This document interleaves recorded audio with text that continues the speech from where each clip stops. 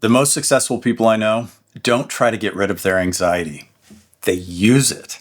And after today, you will too. Here's what we've been told our whole lives. Anxiety's bad. It's a problem. Something's wrong with you if you feel it. So what do? We fight it. We push it away. We try to make it stop. And what happens? It only gets louder. The more you fight your anxiety, the stronger it gets. It's like trying to hold a beach ball underwater. You push it down and it just shoots right back up. So we end up exhausted, frustrated, and still anxious.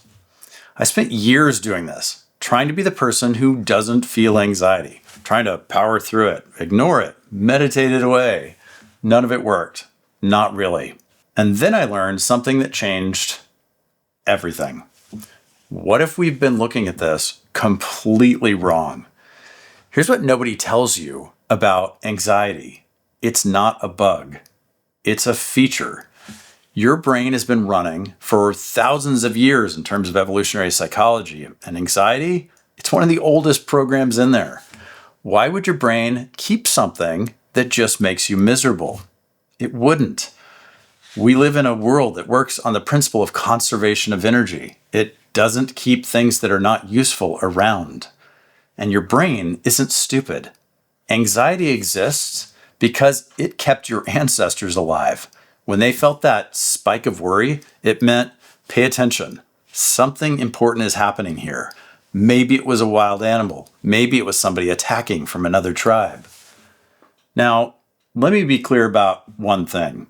I'm not talking about clinical anxiety disorders. That's a real medical condition. And if your anxiety is so strong that you can't function, please talk to a professional. That's different. I'm talking about the anxiety that shows up when you're about to give a big presentation, when you're making a major decision, when you're taking a risk that matters to you. That kind of anxiety, it's not trying to hurt you. It's trying to help you. Think about it this way. Imagine you're the CEO of your own life. Picture a board of directors in your mind. They're all sitting around this big conference table. And each board member represents a different part of you that gives you input. Their job is to help you get the best results in your life. Anxiety is one of your board members. And here's the thing about this board member. They're not trying to mess you up. They're not trying to derail you. They're the risk assessment person. Their whole job is to say, hey, have you thought about what could go wrong here? Have you prepared for that? Do we have a plan in case things don't work out the way we think they're going to work out?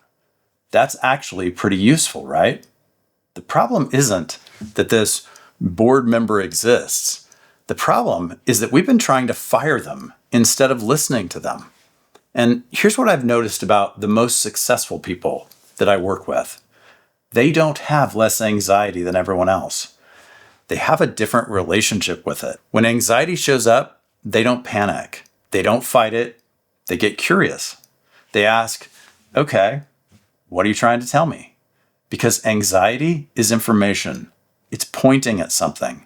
When you feel anxious about a presentation, it's not random. It's telling you this matters to you. The outcome matters. Your reputation matters. And that's useful to know. When you feel anxious about a big presentation, your anxiety is saying there are real risks here. Have you thought them through? That's your board member doing their job.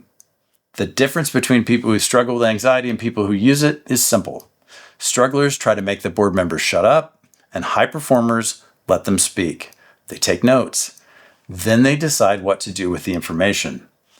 Let me give you an example. Say you're about to launch a new project and you feel that familiar knot in your stomach. Well, with the old way, you might say, why am I so anxious? I need to calm down. What's wrong with me? I should be excited, not scared. The new way?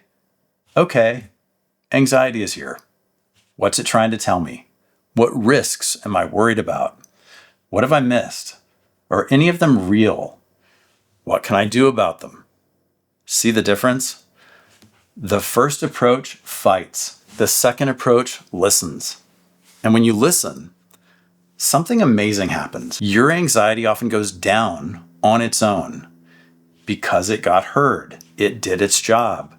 The board member said their piece, you acknowledged it, and now the meeting of your life can move forward. Okay, let's make this real. Here are 3 simple ways to start using your anxiety instead of fighting it. Technique number 1, change the question. When anxiety shows up, you probably ask, how do I make this stop? Change it to, what is this trying to tell me? That one shift changes everything. You go from fighting to listening, from resisting to learning.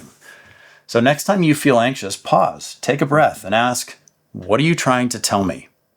Sometimes the answer is obvious. Sometimes it takes a minute, but there's always something there for you to consider. Technique number 2, name the stakes. Anxiety points at what matters to you. So name it. Say it out loud if you have to. I'm anxious about this presentation because I want to make a good impression on the new client. I'm anxious about this decision because it deeply affects my family's future. I'm anxious about this launch because I put 6 months of my life into it. When you name the stakes, 2 things happen. First, you feel more in control. Second, you can actually do something about it. Look, vague anxiety is scary. Specific anxiety is very useful. Your board member isn't just yelling, danger, danger. They're pointing at something specific. Figure out what it is. Technique number 3, channel the energy.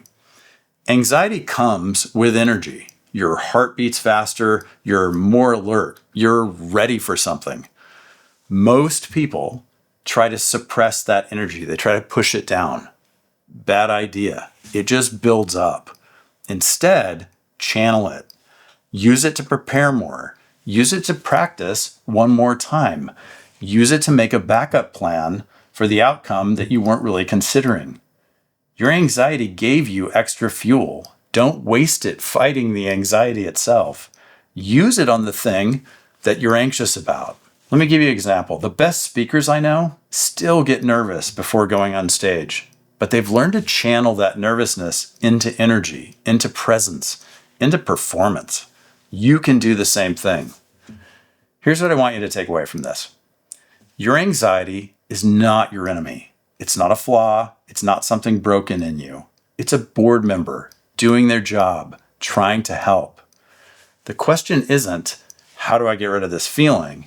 The question is, what is this feeling trying to show me?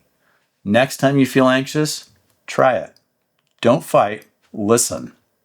Ask what it's trying to tell you. Name the stakes, channel the energy. You might be surprised by what happens when you stop fighting yourself and start working with yourself. Your anxiety has been trying to help you this whole time. Society has just taught us to push it away. Maybe it's time to let it in. If this changed how you think about anxiety, you're going to love what happens when you apply this to all your emotions. Watch this next. And if you want to learn how you can improve your emotional intelligence, get into alignment with your goals and the targets that you have in life, and remove a lot of the friction that slows you down or even prevents you from getting there, I want to invite you to subscribe to the channel, like this video, and enable notifications. Because I am in the business of helping high performers, high achievers, leaders, finance professionals, and others to live into the very best version of themselves and to take their life to another level where they feel as good on the inside as they look from the outside to everyone around them.